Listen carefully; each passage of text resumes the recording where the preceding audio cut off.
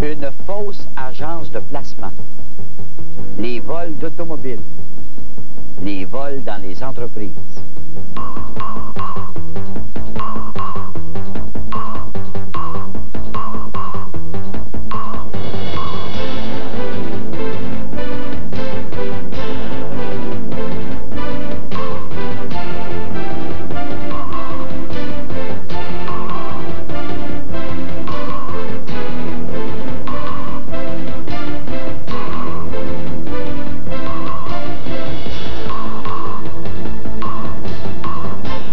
Monsieur, bonsoir.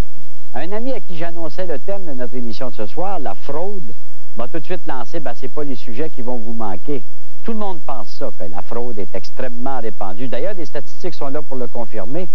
En 1990, il y a eu 130 479 cas de rapportés à la police au Canada. C'était 7 de plus qu'en 89.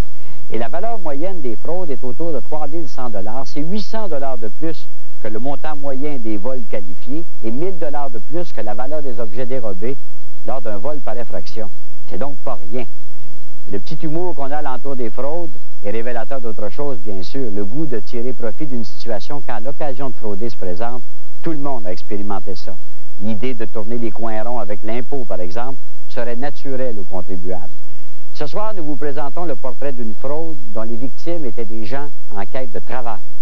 Puis, l'épidémie des vols d'auto et ses dessous. Et finalement, le cauchemar des employeurs, le vol dans les entreprises par les employés. À tout de suite.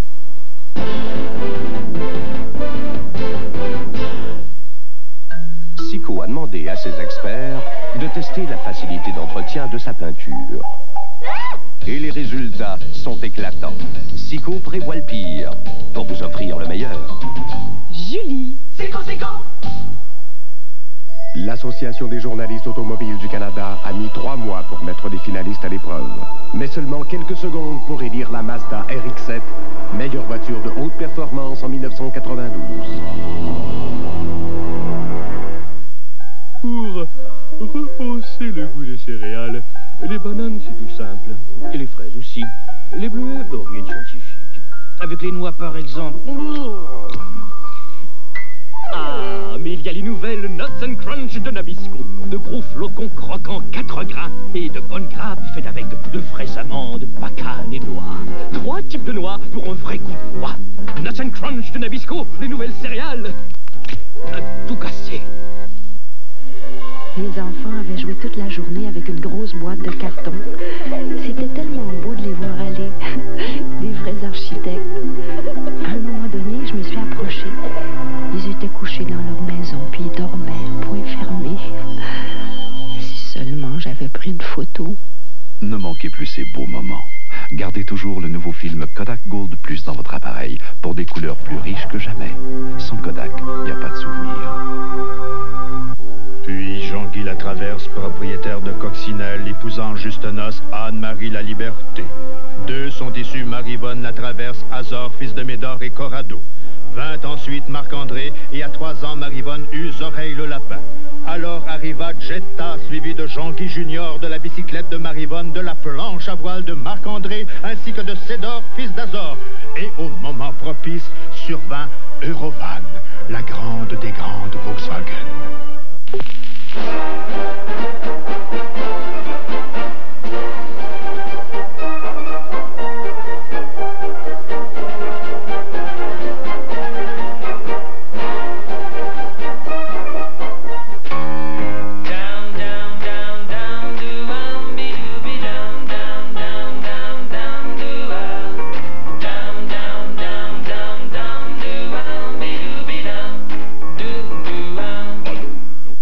Chez Mazda, nous croyons qu'une voiture doit vous laisser une impression de total bien-être.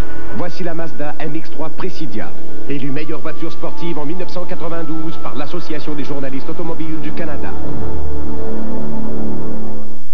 Sico prévoit le pire pour vous offrir la meilleure qualité au meilleur prix. Super latex fini platine, blanc, 27,69. Latex pour plafond, blanc, 21,69. Les valeurs sur Sico, ça change tout.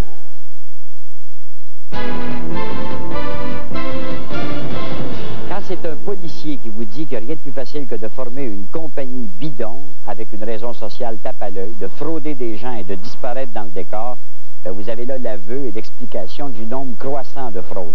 Autrement dit, c'est un crime facile à commettre et comme vous verrez, le système judiciaire est d'une faiblesse lamentable pour réprimer ce genre de crime. Nous allons vous présenter le portrait d'une fraude, non pas pour nous acharner sur le cas de Mario Twain et de ses associés qui ont été maintes fois condamnés par les tribunaux, qui doivent d'ailleurs encore comparaître, mais pour illustrer ce genre d'opération d'une manière tout à fait classique. Il y avait ici, en 1985, une agence de placement privée, le Service d'aide à l'emploi national incorporé. Pour un peu moins de 200 $, on vous garantissait de vous trouver un travail. Il n'en était évidemment rien. Les associés n'en étaient pas à leur première expérience, mais pire, ils ont continué, après leur condamnation à des amendes qu'ils n'ont jamais versées parce qu'insolvables, avec des compagnies à raison sociale, des noms à coucher dehors, le Centre intermédiaire des employeurs et employés, le Centre professionnel du curriculum vitae, le regroupement des employeurs et employés du Montréal métropolitain. Bref, de joyeux troubadours qui ont fait fortune en trompant les gens. Moi, je me dis que ça doit être terriblement insultant d'être victime d'une fraude. Oui, c'est vraiment très insultant.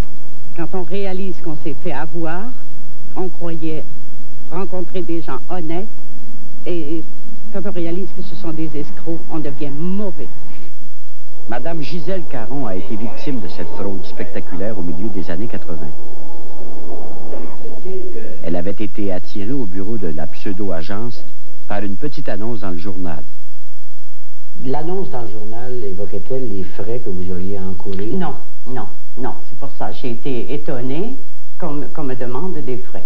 Mais après qu'on m'a expliqué, bien sûr, étant donné que l'employeur n'a pas déboursé, donc vous avez plus de chances de trouver un emploi plus rapidement. Au total, ça vous revenait à 179 $. 179. Que vous avez payé par chèque? Oui. Dès la première entrevue? Oui, à la fin de la première entrevue. Ouais. Qu'est-ce qu'on vous disait alors? Qu'est-ce qu'on vous garantissait pour 179 $? Un travail dans très peu de temps, rapidement, parce qu'ils avaient, soi-disant, une banque d'employeurs énorme. Pour faire sérieux, les fraudeurs remettaient à leurs victimes une sorte de diplôme attestant des qualités de cette personne. Tout était soigneusement fait pour impressionner et séduire. Comment vous a-t-on reçu? Ah, très bien, très bien. La première fois, c'est formidable. Non, non, très bien. On m'a reçu comme des professionnels. Comme des professionnels? Comme des professionnels, ah oui, oui. Vous aviez déjà connu d'autres agences de placement? Oui, oui, j'avais fait affaire avec des règles personnelles. Et alors, en comparaison de services, ça vous apparaissait... Tout à fait logique et tout à fait sain. C'était très bien fait, bien présenté. On ne pouvait pas douter qu'il y aurait quelque chose. 2 semaines après sa démarche et son chèque, Mme Caron était toujours sans nouvelles de Mario Twain et de ses associés. Mais quand j'ai rappelé la semaine d'après, alors là, on m'a dit, écoutez, là, c'est pas de notre faute si votre nom n'est pas retenu. Si on ne veut pas de vous, dans un sens. Alors là, j'étais furieuse. Là, j'étais furieuse. Je suis allée au bureau.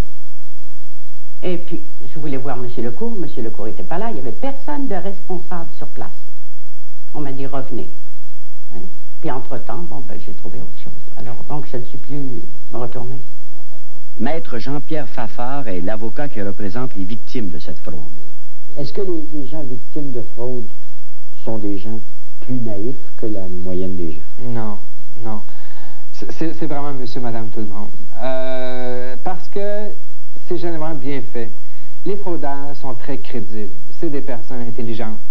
Et ils connaissent les techniques de vente particulières et comment faire confiance. Ils ont souvent aussi un décor qui donne confiance aux consommateurs. Alors, c'est vraiment monsieur, madame, tout le monde qui se vont avoir là-dedans. On ne peut pas dire que c'est vraiment des naïfs. Mais le jeu du service d'aide à l'emploi national ne s'arrêtait pas là. Auprès d'autres victimes, on allait jusqu'à offrir une participation à l'entreprise sous forme de franchise. Madame Julienne Claveau raconte comment elle est tombée dans le panneau. Là, à un moment donné, c'est M. Twain qui m'appelle. Là, il me dit, j'aurais peut-être quelque chose pour vous. Là, et puis là, il me fixe un rendez-vous. Là, tout en parlant, moi, je l'écoutais parce qu'il parle très, très bien, le monsieur. Fait que là, il me propose justement, là, de travailler comme consultante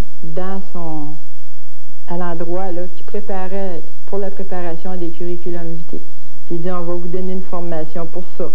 Fait qu'à ce moment-là, il me prépare cette franchise-là. Ici, là, étant donné une franchise, il fallait donner 5 000 $, je pense. 5 000 $, c'est ça. Moi, j'ai dit, écoutez, j'ai pas une somme comme ça à débourser. Puis là, il me garantissait du travail, puis tout le kit, là. Fait que moi, je me suis dit, coudonc, je vais y penser. Là, je suis partie. D'une certaine manière, il vous offrait de devenir son associé. En quelque sorte, oui. Puis en préparant des curriculums vitae, puis en me donnant une formation pour ça. Mais en vous demandant quand même 5 000 $. Exactement. Et moi, j'ai dit, j'ai pas cette somme-là à vous donner. Écoutez, je suis sans emploi quand même. Fait que là, il dit, bien, on peut commencer, vous pouvez donner peut-être un montant moins gros. Moi, là, j'ai commencé par dire 1000, 1500. Puis là, ben, ça paraissait pas suffisant. J'ai dit 2000. C'est assez cocasse, là, de la façon que c'est arrivé. Fait... Vous riez aujourd'hui, là. Oui. Après avoir signé l'entente et remis un chèque certifié, Mme Claveau fut gagnée par le doute. Fait que le lundi matin, j'arrive là à 9 h. Là, je vois M. Touin, ben de bonne humeur. Puis là, il me passe à un consultant, là, pour qu'il me donne l'entraînement, mais le consultant, il n'avait peut-être pas plus que moi d'entraînement, tu sais. Là, il y avait des gens qui se pointaient, puis là, bien, il essayait de les embarquer avec ça, là, avec le curriculum vitae qu'il leur vendait. Est-ce qu'il y en avait d'autres qui étaient là aussi pour la franchise à 2000 $, comme vous, si vous étiez Oui, il y en avait d'autres. Mais moi, j'ai fait juste la journée là, du lundi. Là, j'ai été le rencontrer. Après, j'ai dit, ça n'a pas d'allure. J'ai dit, votre affaire, ça ne fonctionne pas parce que quand j'avais passé la journée, là, je pense qu'il n'avait vendu un curriculum vitae de 139 $. J'ai bien vu là, que c'était la trappe. Là, j'ai été le voir, puis là, j'ai commencé à y parler. Puis elle me menaçait, mais c'était presque peine perdue. Il dit, je vais vous remettre votre argent. Fait que là, j'ai bien réalisé. Après, j'ai retourné le lendemain, je l'ai appelé, il n'y avait rien à faire. L'individu Mario Touin est un bel exemple de fraudeur. Aussitôt démasqué dans cette entreprise, il a pu successivement en créer 3 autres, dont une qui était localisée ici sur la rue Saint-Denis, le regroupement des employeurs et employés du Montréal métropolitain. Parce qu'on dirait que plus le climat économique est mauvais, plus nombreuses sont les victimes potentielles. Moi, une chose qui me fascine, je me demande si la fraude dans les agences de placement, c'est un terrain nouveau, ça. Non, c'est un terrain qui nous est familier. En 81-82, on a connu cette époque. Et malheureusement, avec la récession économique qu'on connaît actuellement, ça nous est revenu. C'est donc un fruit de la récession. Définitivement, et on l'espère que ce soit le plus bref possible. L'Office de protection du consommateur a pour mandat de faire respecter la loi qu'il a créée, au besoin par des poursuites, mais surtout par de l'action préventive. Malheureusement, pour beaucoup de gens, peut-être la hâte, la hantise de vivre des situations plus difficiles pousse les gens d'une façon instinctive à aller vers ce qui est plus près de leur quotidien. Et comme ces annonces-là parviennent dans leurs journaux de tous les jours, alors il est donc très facile de sauter sur les premières annonces et de s'imaginer que si c'est écrit noir sur blanc dans le journal, c'est peut-être bon. Louise Roson de l'Association des coopératives d'économie familiale fut une des premières à dépister le jeu du fraudeur. Est-ce que quelque part les gens vous arrivent pas un peu comme blessés? Oui, je pense que les gens, règle générale, se sentent trahis. On a abusé de leur confiance.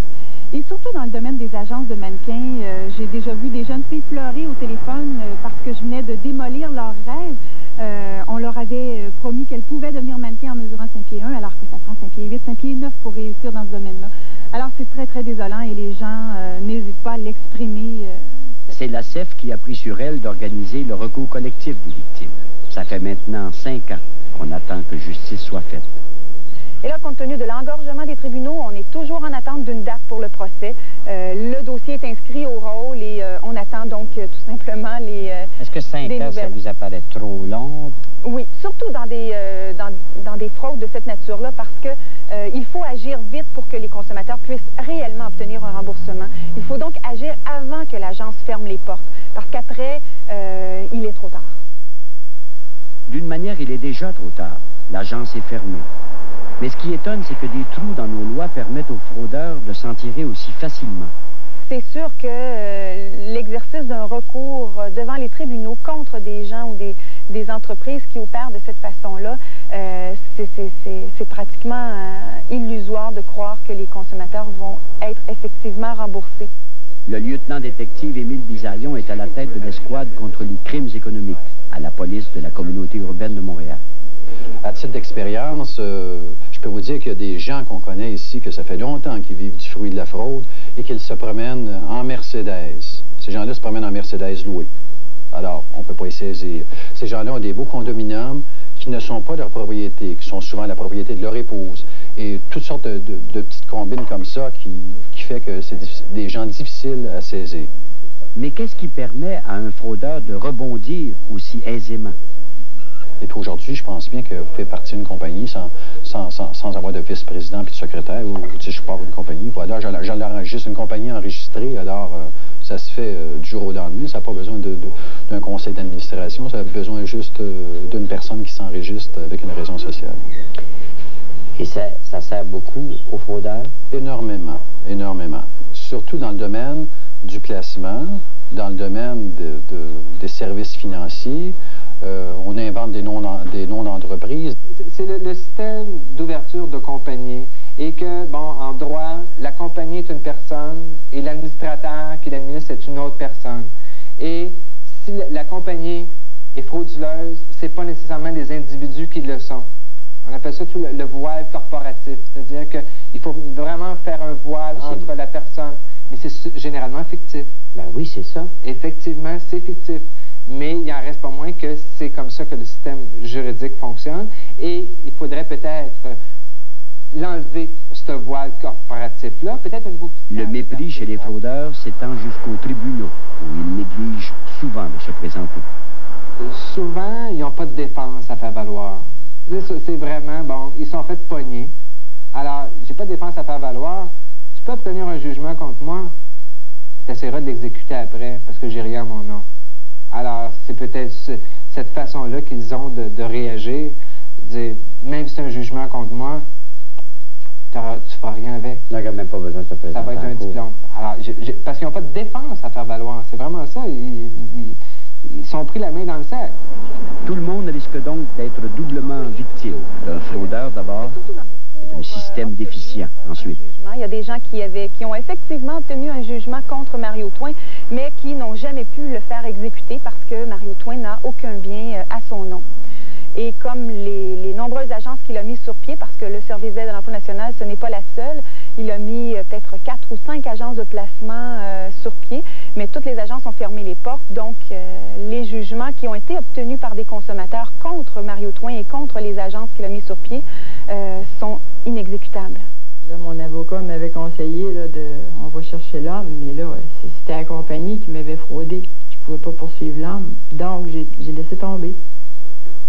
Ça a été une dure leçon pour moi. J'ai dit, c'est fini. Étiez-vous furieuse, en quelque part? Oui, à ce temps-là, oui. J'étais très furieuse. Contre lui? Contre vous? Contre lui, oui, parce que moi, je pense que si ça m'avait été possible, j'aurais payé quelqu'un pour... à ce point-là. Faire la part des choses. Oui. On comprend que Mme Claveau ait été tentée de se faire justice elle-même, mais c'est son honnêteté, son intégrité à elle qui le lui ont interdit. Les victimes de fraude sortent déçues du système judiciaire qui semble incapable de colmater les brèches par où s'échappent toujours les poissons visqueux. Ils en sont quittes pour une blessure. Les fraudeurs s'en prennent à la confiance, le minimum de confiance qui doit exister entre les gens pour vivre en société. C'est à cause de cela qu'il est d'autant plus regrettable que leur crime les paie.